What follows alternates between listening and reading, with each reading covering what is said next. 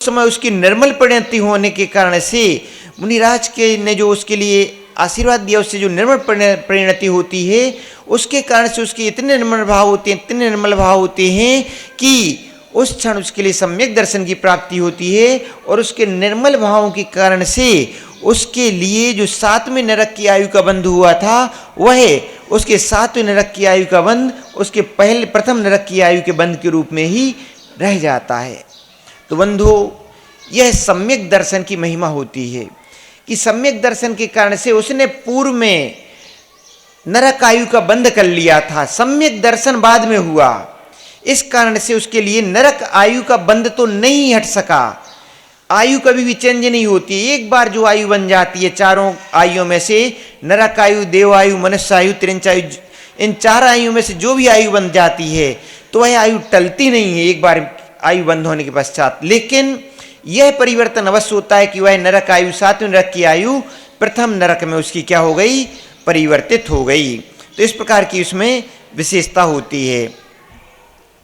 इसी प्रकार से जिस जीव ने त्रिंच आयु का बंध कर लिया है और उसके लिए बाद में यदि उसके लिए सम्यक दर्शन होता है, तो ऐसा जीव, उसकी त्रिंच आयु तो नहीं टलती है, लेकिन उसके लिए जो आयु बंध, जो त्रिंच आयु का बंध हुआ था, त्रिंच आयु में उसके लिए यदि 1 इंद्रिय 2 इंद्रिय जीव का आयु का बंध हुआ हो, तो वह भी उसका टल जाता है और उसका पंचेंद्रिय की आयु में परिवर्तित हो जाता है।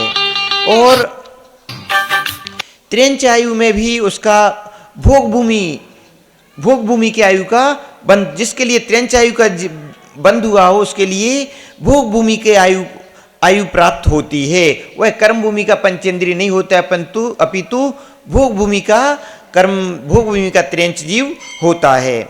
इसी प्रकार से जिस जीव के लिए मनुष्य आयु का बंध हो गया हो और उसके पश्चात यदि उसके लिए सम्यक दर्शन हुआ हो, तो वह भोग भूमि का मनुष्य होता है, कर्म भूमि का मनुष्य नहीं होता है। यह सम्यक दर्शन की विशेषता होती है। भोग भूमि भी बंधु कोई सामान्य भूमि नहीं है। भोग भूमि वर्तमान में अनेक लोग, अनेक वैज्ञानिक इस प्रकार का कहने लगते हैं और पुस्तकों में भी इस प्रकार का लिखा हुआ होता है कि यह मनुष्य पहले वानर था और वानर परिवर्तित होते होते वर्तमान में कई वर्षों के पश्चात, करोड़ों वर्षों के पश्चात अब यह मनुष्य की आकृति में परिवर्तित हो गया है, इस प्रकार का कहा जाता है। और बच्चे भी पढ़ करके उसी प्रकार की धारणा बना लेते हैं कि हम भी पहले वानर थे और वानर से इस प्रकार के मनुष्य हो गए हैं। बंधुओं, कभी भी वानर मनुष्य नहीं होता। जो प्राणी जिस पर्याय का है उसी पर्याय का ही रहता है। वानर पहले भी वानर ही थे, अभी भी वानर ही हैं। वानर का कभी भी इस प्रकार का परिवर्तन नहीं देखा जाता है। तो जो कहा जाता है कि पूर्व में वानर थे, पूर्व में वानर कहाँ थे? शास्त्रों को पढ़ो तो शास्त्रों के पढ़ने से ज्ञान होगा कि पूर्व में कौन सा काल था? चतुर्थ काल था। चतुर्थ काल में तीर्थंकर भगवान हुए। तीर्थंकर भगवंतों के होने के पहले कौन सा काल था? भोग भूमिया काल था। प्रथम काल, दूसरा काल, तीसरा काल कौन सा काल था? भोग भूमि काल था। भोग भूमि काल में जो मनुष्य होते थे, भोग भूमिया मनुष्य होते थे।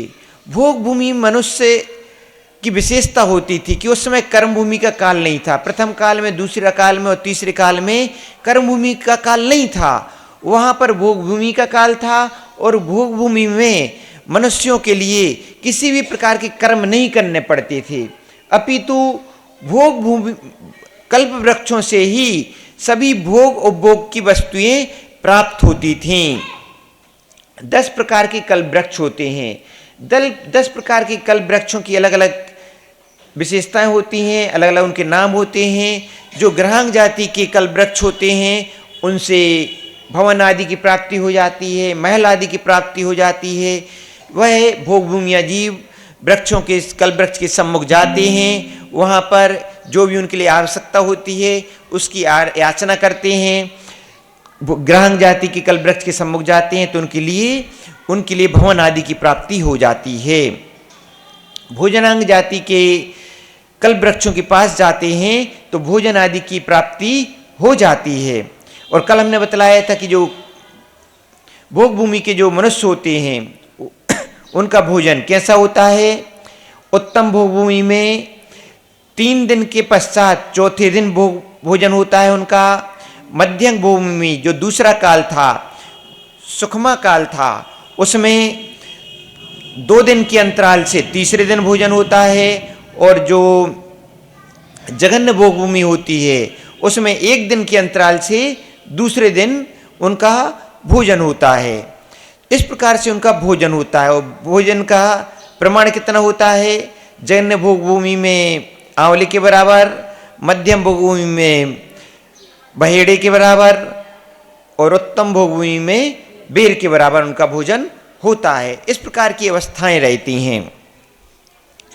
यहाँ पर भोग भूमि में जीव जो उत्पन्न होते हैं तो वह किसी भी माता पिता से जो बच्चों का जन्म होता है तो वह युगल रूप में जन्म होता है।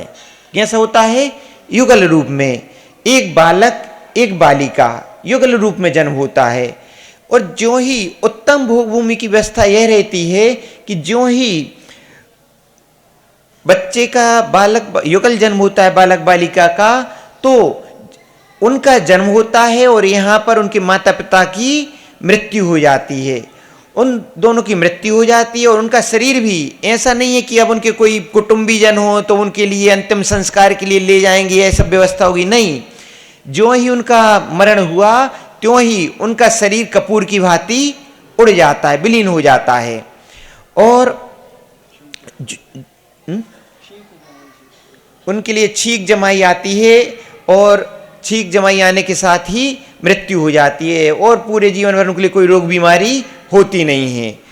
और इस प्रकार से जो बालक बालिका रहते हैं वह बालक बालिका अपना अंगूठा चूसते हुए बड़े होते हैं। कैसा। अंगूठा चूस करके बड़े होते हैं। कोई उनको पालन करने वाला नहीं होता, कोई आस पड़ोस के दूसरे आ जाते होंगे तो कोई नहीं आता है। स्वयं ही उस महल में रहते हुए अपना अंगूठा चूसते हैं और अंगूठा चूस चूस करके बड़े हो जाते हैं। उत्तम भोग भूमि जीव जो भोग भूमि होती है उसमें बड़े होने में कितना समय लगता है। तो 3 दिन की प्रक्रिया होती है। 3 दिन की प्रक्रिया में 7 अवसर आते हैं। 3 दिन क्या करते हैं, अंगूठा चूसते हैं। 3 दिन अंगूठा चूसने के पश्चात में वह बैठने लगते हैं, बैठ करके कुड़रने लगते हैं। तो अगले 3 दिन में वह क्या होते हैं, कुड़रते हैं। और उसके अगले 3 दिन में क्या होता है, वह डगमगा करके चलने लगते हैं। उसके अगले 3 दिन में वह संभल करके चलने लगते हैं। उसके अगले 3 दिन में वह युवा हो जाते हैं। और उसके अगले 3 दिन में वह सम्यक दर्शन को पाने की क्षमता रखते हैं। इस प्रकार की इनकी अवस्थाएं होती हैं। 3 दिन की इस प्रकार के 7 दिन के अवसर होते हैं। तो 7 या 21 दिन में यह पूर्णता को प्राप्त हो जाते हैं।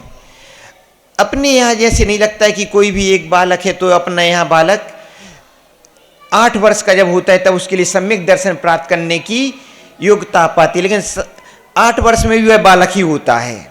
अपने यहाँ तो लगभग बड़े होने की उम्र क्या मानी जाती है, लगभग जब 18 वर्ष का हो जाता है तब उसके लिए किसी बालक के लिए चुनाव में वोट डालने के लिए उसके लिए स्वीकृति प्राप्त होती है। तो वहाँ पर 21 दिनों में वह बालक क्या हो गया, वयस्क हो गया। बालक बालिका वयस्क हो गए। और वो ही बालक बालिका वहाँ वह भाई बहन नहीं कहलाते हैं, वहाँ पर वह युगल ही होता है। वह पति पत्नी के रूप में ही रहते हैं और उन्हीं का ही जीवन प्रारंभ हो जाता है। तो इस प्रकार से भोग भूमि का जीवन होता है। और इस प्रकार से वह जो 10 प्रकार के वृक्ष होते हैं उनसे निरंतर वस्तुओं की प्राप्ति करते हुए, निरंतर भोग भोगते हुए, वहाँ कोई काम नहीं करना पड़ता है कि जाओ अब सुबह से दुकान खोलने के लिए जाओ, सुबह से सर्विस करने के लिए जाओ। यहाँ पर महिलाओं के लिए सुबह से रोटी और साबीलन लेकर के रोटी बेलो और यह करो वही करो, पानी भरो, बच्चों को संभालो, ये सब कुछ काम नहीं करते। पूरा जीवन उनका कैसा बीतता है? भोगों भोगों में ही बीतता है। तो इस प्रकार से यह उत्तम भोगभूमि के जीव होते हैं, मध्यम भोगभूमि के जीव रहते हैं। उनकी प्रक्रिया लगभग इसी प्रकार की रहती है, बस अंतर इतना रहता है, एक तो भोजन का अंतर हो गया, दूसरा अंतर इनका क्या हो जाता है कि जो प्रक्रिया यहाँ 3-3 दिन चल रही थी, वहाँ पर मध्यम भोगभूमि में 5-5 दिन की प्रक्रिया चलती है। तो 5-7 35 दिनों में वह बालक बालिका पूर्ण वयस्क हो जाते हैं। और जो जघन्य भोगभूमि होती है, जघन्य भोगभूमि में जो प्रक्रिया यहाँ पर 5-5 दिन की चल रही थी, वहाँ पर वह 7-7 दिन की चलती है। तो 49 दिन में वह पूर्ण वयस्क हो जाते हैं। तो इस प्रकार से यह जघन्य भोगभूमि होती है। जघन्य भोगभूमि का जब समापन का अवसर आने लगा तृतीय काल का, तब 14 कुलकरों की उत्पत्ति होती है। भोगभूमि के समापन के पूर्व 14 कुलकरों की उत्पत्ति होती है। और क्रम क्रम से तब क्या होता है कि भोगभूमि का क्या होता है? ह्रास होने लगता है। जब उनकी तो सर्वप्रथम जो कल्प वृक्ष रहते हैं, कल्प वृक्षों का धीरे धीरे ह्रास होना प्रारंभ होता है। तो कल्प वृक्ष पहले बड़ी संख्या में थे, तो उनकी संख्या कम होने लगी तो क्या हुआ कि जो ज्योतिरांग जाति के कल्प वृक्ष थे वह कम होने लगे। तो जो उनका प्रकाश रहता था, उनके प्रकाश के कारण से भोग भूमियों में दिन और रात का अंतर ही मालूम नहीं पड़ता था, रात में भी दिन जैसा ही लगता था। क्यों? क्योंकि ज्योतिरांग जाति के वृक्षों का इतना अधिक प्रकाश था कि सूर्य चांद दिखाई ही नहीं देते थे, ज्योतिरांग वृक्षों का इतना प्रकाश रहता था। तो उस समय ज्योतिरांग कल्प वृक्षों का ह्रास होने से क्या हो गया कि सूरज और चांद दिखने लगे। सूरज और चांद दिखने लगे तो वहाँ के लोग घबराने लगे, यह आकाश में क्या दिख रहा है, क्या दिख रहा है। तो इस प्रकार वह सभी कुलकर जो उस समय थे, 14 कुलकर क्रम क्रम से हुए। तो अपने उस समय के जो कुलकर थे, प्रीति श्रुति जो कुलकर थे, उनके पास जाते हैं और उनके पास जा कर के पूछते हैं, बात कहते हैं कि आकाश में यह कोई दिव्य चमकता हुआ कुछ दिख रहा है, यह क्या है, यह गिर ना जाए, गिरने से कुछ हो ना जाए, इस प्रकार की बात करते हैं। तो ऐसे सभी के लिए बतलाते हैं, अपने ज्ञान के आधार से बतलाते हैं। उनके लिए विशेष ज्ञान, कुलकरों को विशेष ज्ञान होता है, विशेष क्षमता वाले होते हैं, विशेष बुद्धि वाले वह कुलकर होते हैं, 14 ही कुलकर। तो जो प्रथम कुलकर होते हैं उनके लिए इस प्रकार का बोध कराते हैं कि आप लोग डरिए नहीं। अभी जो कल्प वृक्ष होते थे, ज्योतिरांग कल्प वृक्षों का अभाव होने से अभी अपने लिए अभी प्रकाश की मनता के कारण से यह सूरज और चांद यह दिखने लगे हैं, तो आप इससे घबराइए मत, इनके प्रकाश में आप अपना कार्य कर सकते हैं। इस प्रकार की बात बतलाते हैं।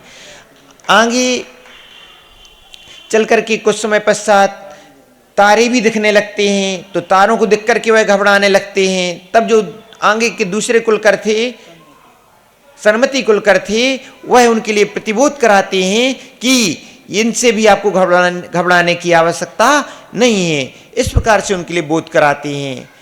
शनि शनि क्या होता है कि और परिवर्तन आता है, और परिवर्तन आते हुए क्या होता है कि जो जीव थे, जो शेर चीते आदि क्या थे, पहले उनका स्वभाव कैसा था? उग्र नहीं था, वह भी सामान्य स्वभाव वाले ही थे।